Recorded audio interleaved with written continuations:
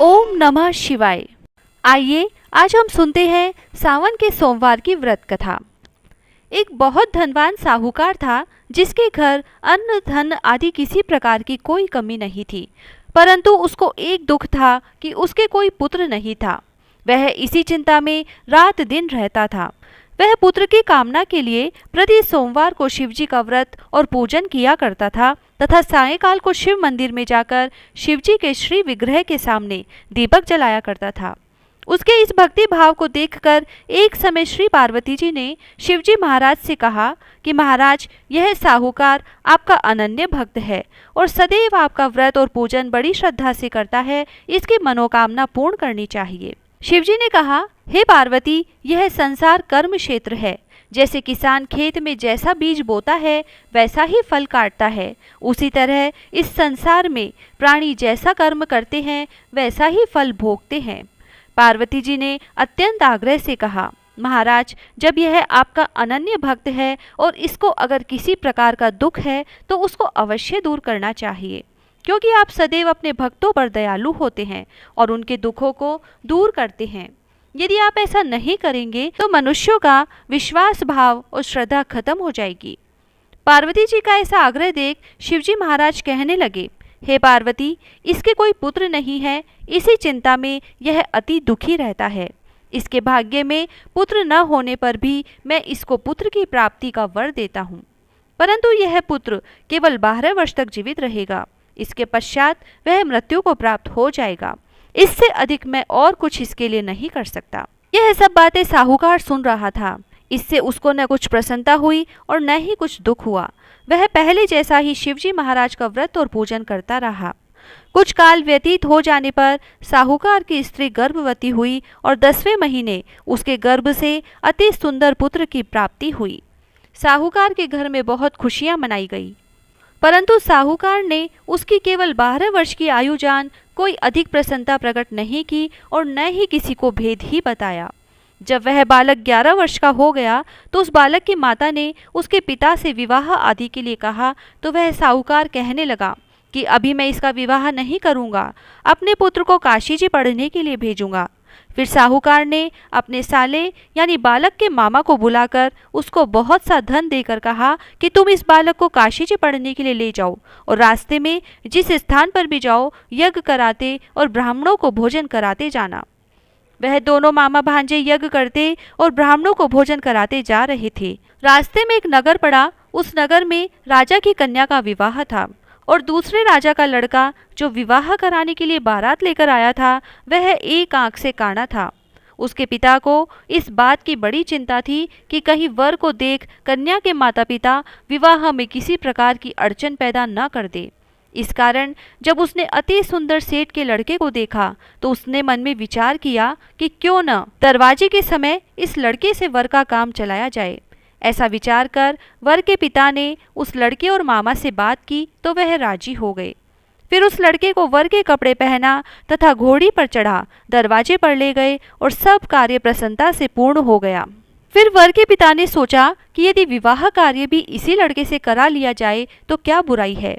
ऐसा विचार कर लड़के और उसके मामा से कहा, यदि आप फेरों और कन्यादान के काम को भी करा दें तो आपकी बड़ी कृपा होगी, मैं इसके बदले में आपको बहुत सा धन दूंगा। तो उन्होंने स्वीकार कर लिया। विवाह कार्य भी बहुत अच्छी तरह से संपन्न हो गया, परंतु जिस समय लड़का जाने लगा उसने राजकुमारी के चुंदड़ी के पल्ले पर लिख दिया कि तुम्हारा विवाह तो मेरे साथ हुआ है, परंतु जिस राजकुमार के साथ तुमको भेजेंगे वह एक आंख से काना है और मैं काशी जी पढ़ने जा रहा हूँ। लड़के के जाने के पश्चात राजकुमारी ने जब अपनी चुंदड़ी पर ऐसा लिखा हुआ पाया तो उसने राजकुमार के साथ जाने से मना कर दिया और कहा कि यह मेरा पति नहीं है, मेरा विवाह इसके साथ नहीं हुआ, वह तो काशी जी पढ़ने गया है। राजकुमारी के माता पिता ने अपनी कन्या को विदा नहीं किया और बारात वापस चली गई। उधर सेठ का लड़का और उसका मामा काशी पहुंच गए। वहां जाकर उन्होंने यज्ञ करना और लड़के ने पढ़ना शुरू कर दिया। जिस दिन लड़के की आयु 12 साल की हुई उस दिन उन्होंने यज्ञ रच रखा था। तब थोड़ी देर में लड़के ने अपने मामा से कहा, मामा जी, आज मेरी तबीयत कुछ ठीक नहीं है। मामा ने कहा, अंदर जाकर सो जाओ। लड़का अंदर जाकर सो गया और थोड़ी देर में उसके प्राण निकल गए। जब उसके मामा ने आकर देखा कि वह मर गया है तो उसको बड़ा दुख हुआ और उसने सोचा कि अगर मैं अभी से रोना पीटना मचा दूंगा तो यज्ञ का कार्य अधूरा रह जाएगा। अतः उसने जल्दी से यज्ञ का कार्य समाप्त कर ब्राह्मणों के जाने के बाद रोना पीटना आरंभ कर दिया। संयोगवश उसी समय शिव पार्वती जी उधर से जा रहे थे। जब उन्होंने जोर जोर से रोने की आवाज़ सुनी तो पार्वती जी कहने लगी, महाराज, कोई दुखिया रो रहा है, इस आवाज़ में कितना विलाप है, इसके कष्ट को दूर कीजिए। जब शिव पार्वती ने पास जाकर देखा तो वहाँ एक लड़का मरा पड़ा था। पार्वती जी कहने लगी, महाराज, यह तो उसी सेठ का लड़का है जो आपके वरदान से हुआ था। शिव जी कहने लगे, हे पार्वती, इसकी आयु इतनी ही थी सो यह भोग चुका। तब पार्वती जी ने कहा, हे महाराज, इस बालक को और आयु दो, नहीं तो इसके माता पिता तड़प तड़प कर मर जाएंगे।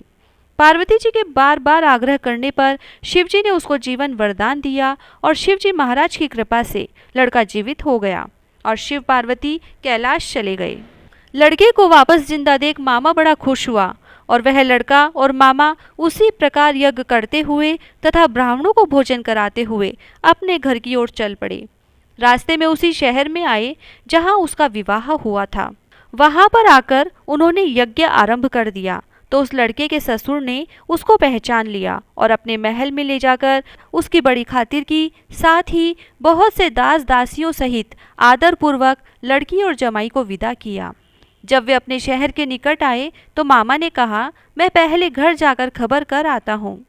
जब उस लड़के का मामा घर पहुंचा तो लड़के के माता पिता घर की छत पर बैठे थे और यह प्रण कर रखा था कि यदि हमारा पुत्र सकुशल लौट आया तो हम राजी खुशी नीचे आ जाएंगे, नहीं तो छत से गिरकर अपने प्राण दे देंगे। इतने में उस लड़के के मामा ने आकर यह समाचार दिया कि उनका पुत्र आ गया है, तो उनको विश्वास नहीं आया। तब मामा ने शपथ पूर्वक कहा कि आपका पुत्र अपनी स्त्री के साथ बहुत सारा धन लेकर आया है। तो सेठ ने आनंद के साथ उसका स्वागत किया और बड़ी प्रसन्नता के साथ वह रहने लगे। इसी प्रकार से जो कोई भी सोमवार के व्रत को धारण करता है अथवा इस कथा को पढ़ता और सुनता है, उसकी समस्त मनोकामनाएं पूर्ण होती है। ओम नमः शिवाय। बिंदाइक जी की कहानी। 7 भाइयों की एक बहन थी। वह सब बात सुनती परंतु गणेश जी का नाम आते ही घाघरी झटकाकर चली जाती। इसलिए गणेश जी को बहुत गुस्सा आया और गणेश जी बहन को डराने लगे। बहन तो डर के मारे सूखने लगी। भाइयों ने उसके दुख का पता करने की कोशिश की परंतु पता नहीं लगा सके। 7वां भाई चतुर था। आधी रात को वेश बदलकर बैठ गया और गणेश जी को पकड़ लिया और पूछा कि तुम कौन हो और मेरी बहन को क्यों डराते हो। तो वे बोले, मैं गणेश हूँ, तेरी बहन सबकी बातें सुनती है परंतु मेरे नाम से दूर भागती है, इसीलिए उसे डराता हूँ। भाई ने कहा, इसका उपाय बताओ। तो गणेश जी बोले कि कोई भी कहानी कहे तो गणेश जी की कहानी कहे बिना नहीं उठे। बहन ने उस दिन से नियम बना लिया कि गणेश जी की कहानी सुने बिना खाना नहीं खाती। अब गणेश जी बहुत प्रसन्न थे, उसे अच्छा घरवर दिया। हे गणेश जी महाराज, जैसा उसे दिया वैसा सभी को देना, अमर सुहाग देना, अमर पीहर वासा देना। जय श्री राधे।